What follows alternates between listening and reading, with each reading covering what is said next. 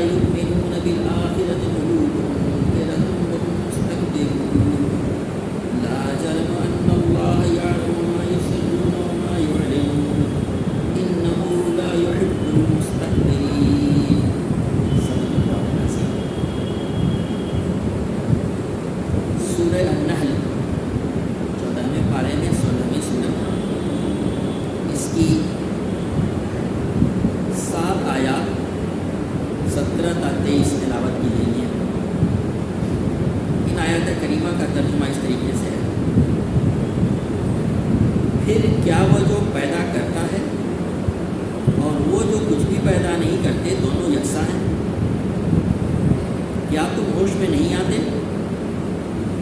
اگر تم اللہ کی نعمتوں کو گننا چاہو تو گن نہیں سکتے۔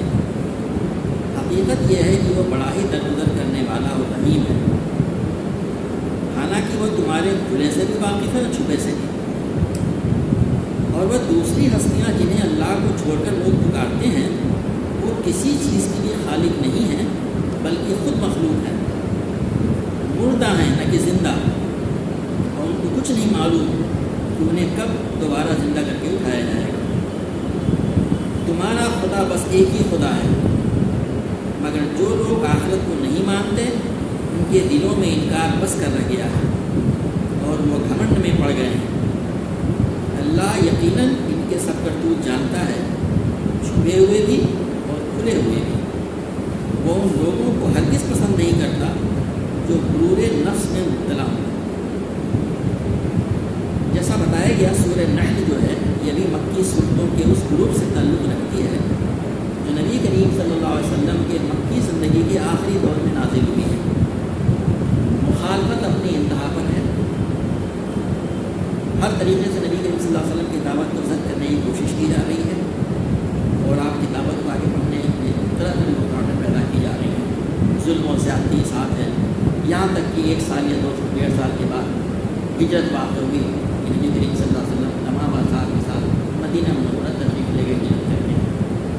کتنے سخت حالات ہوں گے اس سے اندازہ لگا سکتے ہیں، لیکن اسلام کی دعوت وہی بنیادی بات، ان تمام ظلم و زیادتی فتنوں و فساد کی جڑ صرف اور صرف اللہ کا انکار، اللہ شرک اور توحید سے روگردانی، آخرت کا انکار یا آخرت کے بارے میں شک و شبہ ہونا، اللہ کے نبی کی نبوت کا انکار، تمام ظلم و زیادتی، فحاشی، بے حیائی، بدتمیزی دنیا میں اسی وجہ سے شرک میں انسان مبتلا ہے، اس کو آخرت کا خوف نہیں ہے۔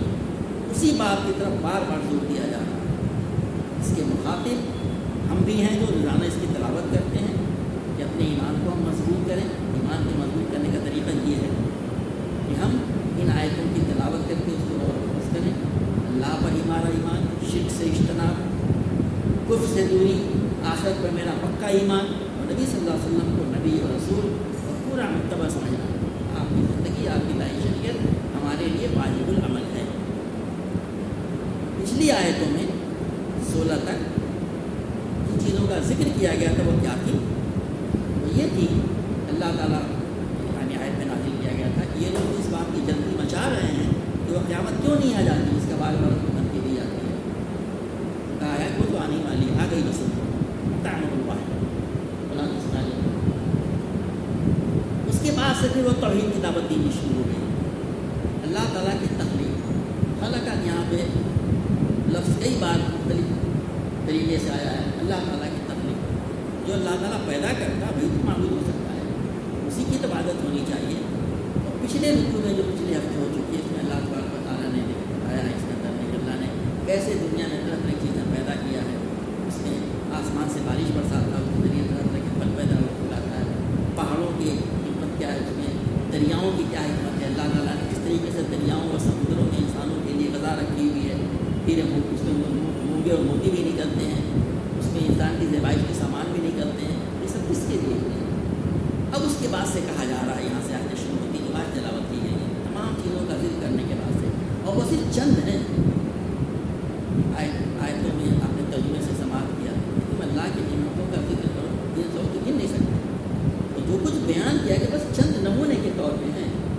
اب کہا جا رہا ہے افمن یخلق کمن لا یخلق افلا تذکرون، پھر کیا جو پیدا کرتا ہے اور جو کچھ بھی پیدا نہیں کرتا دونوں یکساں ہیں.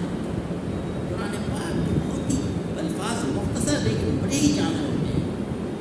ذکر کیا گیا بہت سی چیزوں کا اور کتنی چیزوں کا ظاہر ہے کہ مطلب بے شمار ہے. انسان اسے لکھنا چاہے تو لکھ نہیں سکتا, بولنا چاہے بول نہیں سکتا. قرآن کی دوسری جگہ میں کہا گیا ہے کہ جب پوری دنیا کے طرف قلم بن جائیں اور سمندر سیاہی بن جائے اور ایسے 7 سمندر اور آ جائیں تو اللہ کی باتیں لکھی نہیں جا سکتی. چند کا ذکر کیا گیا وہاں کہا جا رہا ہے کہ جو اللہ پیدا کرتا ہے اور جو پیدا نہیں کرتا, یہ جو شریک لوگوں نے بنا رکھے ہیں زندہ اور مردہ اور پتھر اور کیا کیا نہیں جو مورتیاں, ان کے بارے میں کہا جا رہا ہے کہ کہا یہ پیدا کرتے ہیں یا جو خالق ہے پوری چیزوں کا جن کا ذکر کیا گیا ہے وہ مخلوق کے برابر ہو سکتا ہے. خالق کے اختیارات میں مخلوق کو شامل کیا جائے.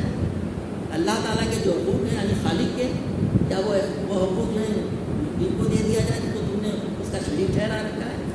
اتنی موٹی سی بات ہے. مشرکین مکہ بھی اس بات کو مانتے تھے اور آج بھی دنیا میں مریدین کو چھوڑ کر کے جو چند ہوتے ہیں مسافر ہیں سبھی لوگ یہی مانتے ہیں کہ تمام چیزوں کا پیدا کرنے والا ایک ہی ہے. اس کا جو بھی نام دے دیں وہی خالق ہے, لیکن شرک کرتے ہیں وہ. اسی لیے کہا جا رہا ہے افلا تذکرون, کیا تم جو ہے ہوش نہیں رکھتے, تمہیں ہوش نہیں آتے تو یعنی اتنی موٹی سی بات تمہاری سمجھ میں نہیں آتی ہے. اس کا تقاضا کیا ہے, یعنی شرک کی تردید اور توحید کا اثبات. اب اس کے بعد سے وہ بات ہے کہ وَإِن تَعُدُّوا نِعْمَةَ اللَّهِ لَا تُحْصُوهَا, اگر تم اللہ تعالیٰ کی نعمتوں کو گننا چاہو تو اس کا شمار نہیں کر سکتے.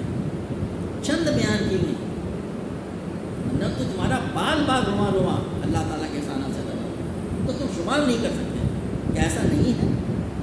آدمی کائنات پہ غور کرے, اپنے جسم پہ غور کرے, اللہ تعالیٰ کی جو نعمتیں ہیں جب نہیں ہوتی ہے پتہ چلتا ہے. 5 انگلیاں ہیں, ایک ہی اس میں ذرا سا کٹ جائے, ذرا سی چھوٹی ہو جائے, پھر دیکھیے کیا سامان ہے.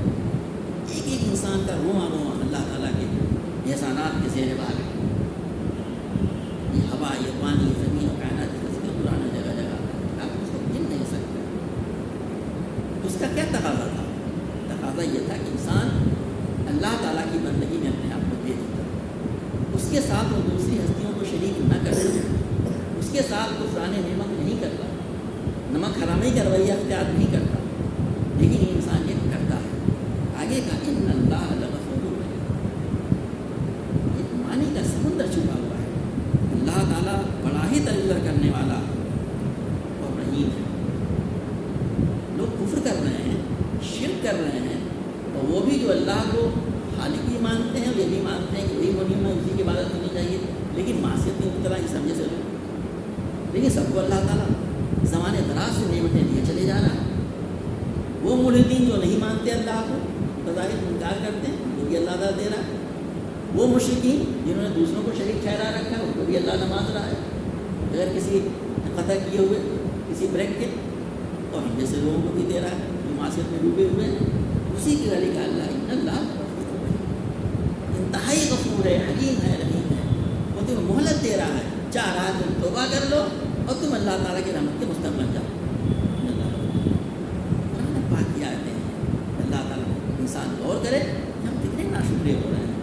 ہم اللہ تعالیٰ کے ساتھ شرک کر رہے ہیں, کفر کر رہے ہیں, ہم معصیت میں ڈوبے ہوئے ہیں, اللہ کے نبی کی سنتوں کو ہم چھوڑ رہے ہیں, آپ کی تعلیمات کو ہم نظرانداز کر رہے ہیں. ہمیں توبہ کرنی چاہیے. اللہ تعالیٰ غفور ہے, رحیم ہے. اللہ تعالیٰ نے دنیا میں بھی نوازے گا اور آخرت کی اپنی نعمتیں. اسی طرح یہاں پہ اشارہ کیا گیا. اب ایک ذہن میں سوال ہو سکتا تھا, اور کفار و مشرکین یہ کہیں گے کہ صاحب آپ تو کہہ رہے ہیں اللہ تعالیٰ جو ہے یہ ساری نعمتیں ہیں اور سب کچھ اس کا انکار کر رہے ہیں, لیکن اللہ تعالیٰ جو ہے نوازے جا رہا ہے. ان مریدوں کو بھی نواز رہا ہے, تھیسٹ کو سو کر مشرکوں کو بھی نواز رہا ہے, ہمیں بھی نواز رہا ہے. کہا گیا ہے واللہ یعلم ما تسرون وما تعلنون, حالانکہ وہ تمہارے کھلے سے بھی واقف ہو, چھپے سے بھی. یعنی کسی کو غلط فہمی یہ نہ ہو, پتہ نہیں اللہ تعالیٰ جو کچھ دلوں میں چھپا ہوا ہے, ہماری نیتیں اور جو ہم ظاہر کر رہے ہیں, تمام چیزیں اللہ تعالیٰ کو معلوم ہیں. اس کے باوجود ہمیں وہ چھوٹ دیے ہوئے ہیں.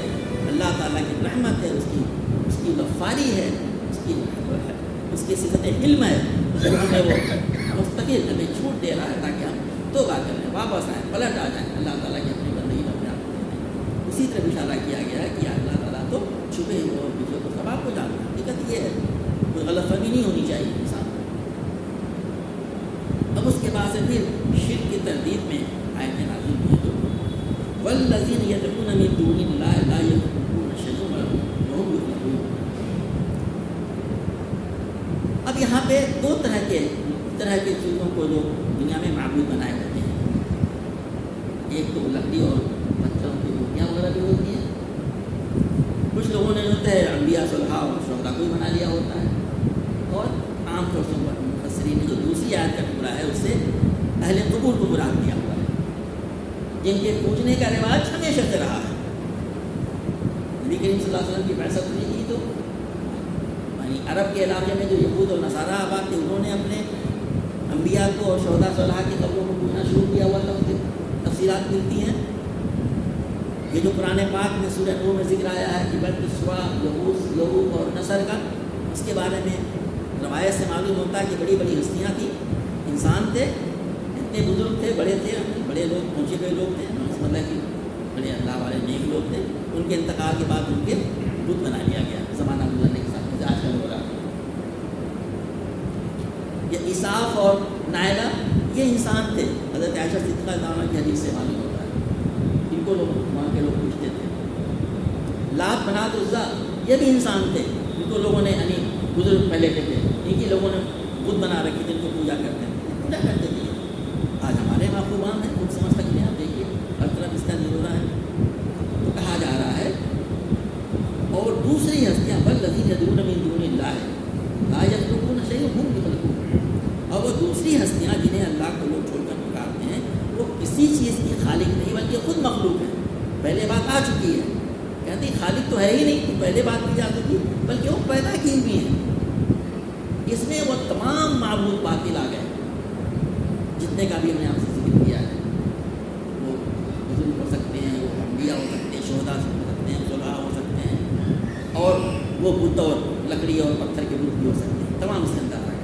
لیکن انہوں نے کچھ پیدا نہیں کیا ہے بلکہ خود مخلوق ہے۔ کتنی بڑی حماقت ہے۔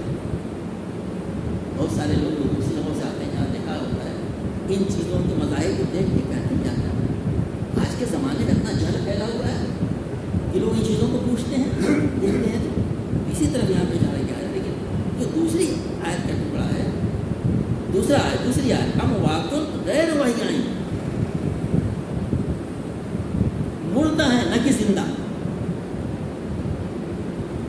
اگر اموات کہا گیا ہے، اس سے نہ تو فرشتے مراد ہو سکتے ہیں، اس کو لوگ پوچھتے تھے، نہ جن مراد ہو سکتے ہیں، شیاطین مراد زندہ ہیں۔ اور غیر احیاء زندہ نہیں ہے تو کون ہو سکتا ہے؟ یہ پتھروں کے بارے میں تعلیم جانتے ہی ہے، پتھروں کو جو پوچھتے ہیں لوگ مورتیاں بنا کر کے، اس میں دونوں چیزیں شامل ہو گئی۔ تو انہوں نے کہا کہ اس سے کیا مطلب ہے؟ اموات غیر احیاء، انہوں نے کہا کہ اس سے وہ اہل قبور مراد ہیں۔ اس میں تفصیل میں جانے کی ضرورت نہیں ہے۔ اموات غیر احیاء، مردہ ہیں، زندہ نہیں ہیں۔ قرآن کے الفاظ ہیں یہ، وما یشعرون ایان یبعثون، انہیں اس بات کا شعور نہیں ہے کہ کب اٹھایا جائے گا۔ انہوں نے یہ لیا ہوا ہے کہ وہ جانتے ہی نہیں ہیں کہ کب اٹھایا جائے گا۔ ان کے جو پرستار بنے ہوئے ہیں ان سے کب حساب کتاب لیا جائے گا، کچھ بھی نہیں معلوم ہے۔ یہاں پہ شرک کی ترتیب میں بات کہی جا رہی ہے کہ یہاں پہ انہوں نے معبود بنا رکھا ہے، شریک بنا رکھا ہے اللہ تعالیٰ کی صفات میں، ان کے بارے میں کہا ہے کہ اموات غیر احیاء وما یشعرون، ان کو کچھ بھی شعور نہیں ہے ایان یبعثون، کہ کب اٹھائے جائیں۔ انہیں معبود بنائے جانا چاہیے، ان کی پرستش ہونی چاہیے، انہیں اللہ کے ساتھ شریک کیا جانا چاہیے؟ نہیں، ظاہر ہے کہ بہت بڑا نہیں۔ اب اس کے بعد سے اسی بات کو دوبارہ زور دے کے پھر کہا جا رہا ہے الہکم الہ واحد، تمہارا معبود، تمہارا خدا بس ایک خدا ہے۔ یہاں الہ لفظ استعمال کیا گیا، جس کی پرستش کی جائے، جس کی بندگی کی جائے، جس کے آگے جھکا جائے، جس کے آگے بندگی اطاعت کی جائے، اسے مانا جائے، تمام چیزیں۔ الہکم، تمہارا معبود، الہ واحد، اکیلا معبود۔ کون ہے وہ؟ اللہ تبارک و تعالیٰ، اسے ہم کہتے ہیں۔ اس کو اور بھی کچھ نام ہو سکتے ہیں. یہاں کی زبان میں کہا جائے تو پرم پرمیشور شاید اس کا ترجمہ ہو جائے. پرم پرمیشور سپریم. انگریزی میں کیپٹل جو گاڈ ہوتا ہے.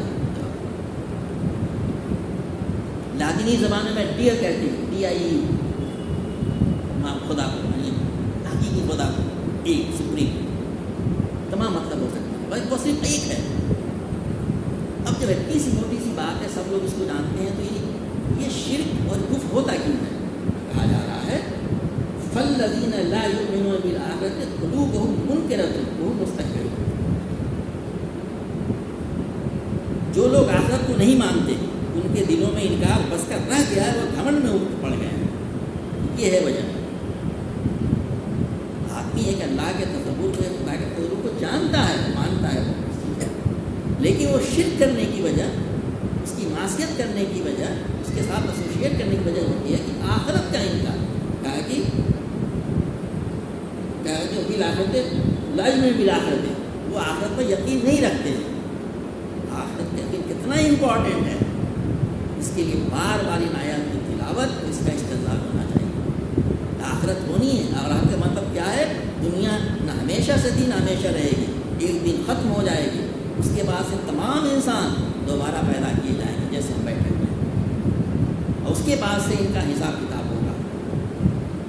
وَمَن يَعْمَلْ مِثْقَالَ ذَرَّةٍ خَيْرًا يَرَهُ وَمَن يَعْمَلْ مِثْقَالَ ذَرَّةٍ شَرًّا يَرَهُ. ذرہ برابر نیکی کی ہوگی دیکھ لے گا, ذرہ برابر بدی کی ہوگی دیکھ لے گا. ایک ایک چیز کا ریکارڈ ہو رہا ہے. اس زمانے میں لوگوں کے ساتھ پریشانی محسوس ہوتی ہو سمجھنے میں, لیکن آج تو بالکل آسان ہو گیا ہے. جو چیز ہم نہیں جانتے ریکارڈ ہو رہا ہے, لوگ دکھا دیتے ہیں. اسی آپ وہاں پہ تھے, آدمی مغلوب ہو جاتا ہے. کیا مناسب موضوع نہیں ہے. جگہ جگہ لکھے گا CCTV سروائلنس. یہ کیا ہے؟ یہ انسان جب یہ چیزیں کر سکتا ہے, اللہ تعالیٰ کیا اس چیز سے عاجز ہے؟ یہ ہے آخرت کا. پھر جزا اور سزا, اس کا انہوں نے انکار کر دیا ہے. یہ ماننے کو تیار نہیں ہے. بس اسی کے نہ ماننے کی وجہ سے ان کے اندر استکبار. دوسری چیز کبر, بہت بڑی خرابی ہے کبر. اپنے برہر ہونے کا کبر ہو جائے, اپنی عادت جاننے کا کبر ہو جائے, اپنی ڈگری کا کبر ہو جائے, اپنے نسل کا کبر ہو جائے, اپنے پڑھائی لکھائی کا کبر ہو جائے, پیسے کا ہو جائے, کسی طرح کا بھی. حدیث میں آتا ہے کہ جس کے اندر ذرہ برابر بھی کبر ہوگا جنت میں نہیں جائے گا. یہاں پہ اس کا لفظ کا 2 بار استعمال کیا گیا. اس کے اندر میں وہ گھمنڈ میں پڑ گئے. اب کیوں مان لیں؟ سمجھ میں بات تو آ رہی ہے. آخرت کو مان لیں گے, سب چھوڑنا پڑے گا. یہ چودراہٹ ہماری نہیں رہے گی. ان چیزوں کو ہم کر نہیں سکیں گے, ہم ظلم زیادتی نہیں کر سکیں گے. ہم طرح طرح کی زیادتیاں جو کرتے ہیں اور طرح طرح کے جو ہم اپنے کرتے ہیں, تمام چیزیں ہم نہیں کر سکیں گے. بس آخرت کا انکار, یہ استکبار جو دلوں میں پڑا ہوا ہے, اس کی وجہ سے انہوں نے انکار کر دیا ہے. اور اب جو ہے کیا کہتے ہیں کہ اس گھمنڈ کی وجہ سے پڑی ہوئی ہے آخرت کا انکار. آخرت کا یہاں پہ اس بات کیا جائے آخرت کی ضرورت اور اس کی اہمیت کی ضرورت. آخرت کا اخبار ہو, کا انکار آدمی کرے, یا دل میں کبر ہو اس کی کسی چیز پر, آدمی سنیں, غور کریں, اور اس پہ ہمیشہ اللہ تبارک و تعالیٰ سے اسی کی دعا بھی کرتا رہا. آخر فرمایا گیا لا جرم ان اللہ یعلم ما تسرون وما یعلنون انہ لا یحب المستکبرین. اللہ یقیناً ان کے سب کرتوت جانتا ہے, چھپے ہوئے بھی اور کھلے ہوئے بھی. اور لوگوں کو ہرگز پسند نہیں کرتا جو غرور نفس مبتلا ہوتے ہیں. اب یہاں پہ قرآن پاک کتاب دعوت ہے, تو جہاں ہمارے ایمان میں اضافہ ہوتا ہے, ہمارا ایمان مضبوط ہوتا ہے, وہاں اس سے یہ بھی ہوتا ہے کہ جب ہم دعوت کا کام کرتے ہیں, ہمیں کوئی ایک شخص کو ملنا ہوگا, بتانا ہوگا, حکمت کے ساتھ. مطلب اس کا نہیں ہے کہ آدمی دعوت کا یہ مطلب ہے کہیں بھی آدمی جاؤ کون شروع کر دے. اس کی حکمت ہے, قرآن اس کی طرف اشارہ کیا گیا ہے. اب اس کو طرح طرح کی پریشانیوں سے پیش آئے گا, طرح طرح سے اس کے ریئیکشن ہوں گے, اس کے سلسلے ہیں. اس میں ہمیں اس طرح کی آیتوں سے ہمیں حوصلہ ملتا ہے, ہمیں تسلی ملتی ہے. اس میں بھی کہا گیا کہ اللہ تعالیٰ کے بارے میں کرنے کی ضرورت ہے. اللہ تعالیٰ کے چھپے کو بھی جانتا ہے اور جس چیز کو ظاہر کر رہے ہیں. کیا مطلب اس کا؟ یہ چیزوں کو جان رہے ہیں, دلوں میں ان کے بارے معلوم ہے, لیکن زبان سے اقرار نہیں کر سکتے. کتنے اتنے سارے ایسے لوگ ہوتے ہیں، بات تو صحیح ہے، لیکن مان لیا تو سب کو بدلنا پڑے گا زندگی ہماری۔ کیا آپ کو نہیں معلوم کفار مکہ مشرکین مکہ اس بات کا اکثر اعلان کیا کرتے تھے؟ نا بات تو صحیح کہتے ہیں یہ حضرت محمد صلی اللہ علیہ وسلم، لیکن مان لینے کے بعد سے پھر یہ صحیح رہے گا۔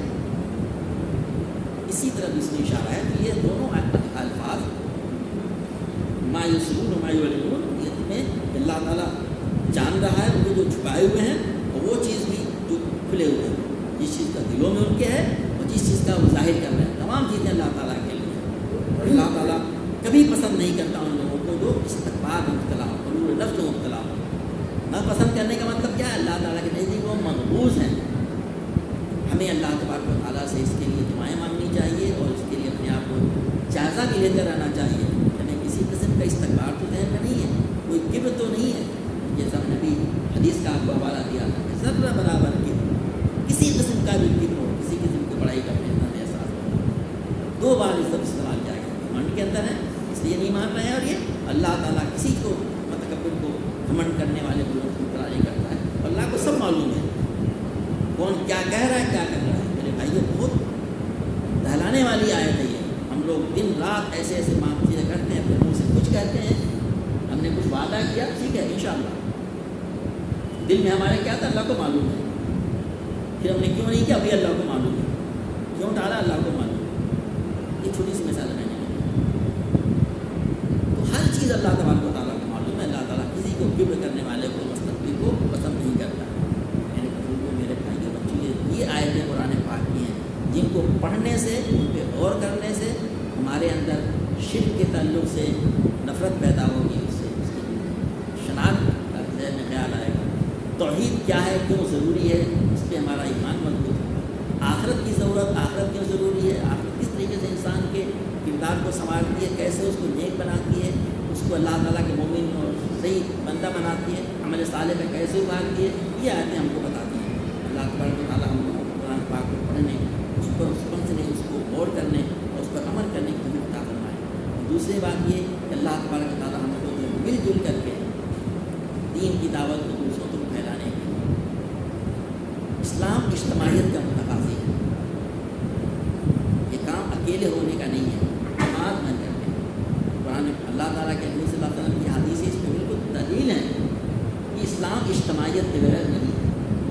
ہم نماز پڑھتے ہیں، ہماری پوری نماز سورہ فاتحہ میں جمع کا صیغہ ہے، ہر جگہ ہم اہدنا الصراط المستقیم، ایاک نعبد و ایاک نستعین، سب جانتے ہیں اس بات کو، یعنی اجتماعیت دے گا۔ نبی کریم صلی اللہ علیہ وسلم ایک حدیث کا حوالہ دے کے میں بات ختم کرنا چاہوں گا۔ آپ نے کہا تھا کہ دیکھو تمہارے اوپر لازم ہے الا علیکم بالجماعۃ، جماعت، سماع، اطاعت، ہجرت، جہاد لازم ہے۔ وہ حدیث جو ہے جس میں کہا گیا 5 باتیں، کہا گیا ہے کہ اسلام کی بنیاد 5 باتوں پہ ہے، بنی اسلام علی خمس، وہ باتیں ایک خبر ہے، وہ کلمہ توحید، نماز، روزہ، زکوٰۃ اور حج، اور یہ حکم ہے الا علیکم، تم پر واجب ہے۔ ہمیں اس بات پہ بھی غور کرنا چاہیے، بات کیا کہنا چاہ رہا ہے، ہمیں جماعت بن کے رہنا، اور جب جماعت ہوگی، نبی کے ساتھ ایک جماعت آپ اس کے اندر، تو اس کا ایک امیر ہو، اس کی سنی جائے گی، اس کی اطاعت لازم ہوگی۔ جب یہ آدمی کام کرے گا جس کام کے لیے دنیا میں اس کو بھیجا گیا ہے، تو طرح طرح کی پریشانیاں پیش آئیں گی، تو صبر متوازوں کی لمبی بات بھی آئے گی اس کے اندر۔ ہجرت کا بھی ضرورت پیش آ سکتی ہے اپنے معنی میں، جیسے ضرورت ہو، اور بالآخر انسان کو ہمیشہ تیار رہنا چاہیے۔ حدیث پاک میں آتا ہے جس شخص کے اندر دل میں اس چیز کا شوق نہیں ہوا کہ وہ اللہ تعالیٰ راستے میں جہاد کرے یا شہید ہو کر موقع مل جائے تو اس کی موت جو ہے وہ صحیح موت نہیں ہوئی۔ میں وہ لفظ استعمال نہیں کرنا چاہتا کیا ہے اس سے تمنا کرنے کی بات نہیں، یعنی کہ انسان اللہ کے دین کے کام کرے۔ اللہ تبارک و تعالیٰ ہم سب لوگوں کو قرآن پاک پڑھنے، سمجھنے اور دین کی دعوت